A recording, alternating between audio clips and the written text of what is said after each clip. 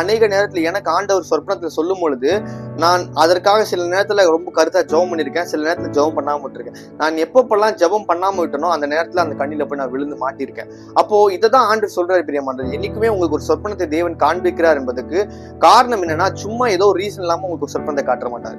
அப்போ அந்த சொற்பனம் ஒரு தீமையான ஒரு அசுத்தமான ஒரு சொற்பனம் நம்முடைய வாழ்க்கையில வருதுன்னா கண்டிப்பாக தயவு செஞ்சு அதற்காக நீங்க கருத்தாய் ஜெபம் பண்ணுங்க. சும்மா ஏனோ தானோன்ட்டு 1 நிமிஷம் 2 நிமிஷம் ஜெபம் பண்ணல, இல்ல அதுக்காக நீங்க ரொம்ப கஷ்டப்பட்டு ஜெபம் பண்ணணும். எதுக்காக ஜெபம் பண்ணணும்னா, ஏன்னா உங்களுடைய பரிசுத்தத்தை கெடுக்கிறதுக்கான ஒரு முக்கியமான காரியங்கள் அதுல இருக்கும் அந்த சொற்பனத்துல. ஏன்னா அந்த சொற்பனத்துல தேவன் காட்டுற விஷயங்கள் என்ன இருக்குன்னா அப்படியே நடக்கும் பிரியமானவர்களே.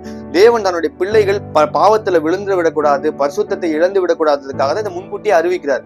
அறிவிக்கும் பொழுதுதான் நாம் அதை புரிந்து கொண்டு நமக்கு வர அந்த எச்சரிப்பை கேட்டு நாம் என்ன பண்ணணும், கரெக்டா அதுக்காக ஜெபம் பண்ணணும். இப்ப இந்த எச்சரிப்பு சத்தத்தை நாம் அலட்சியமாக்கிட்டோம்னா என்ன ஆகும்னா, நாம் அந்த பாவத்துல விழுவதற்கு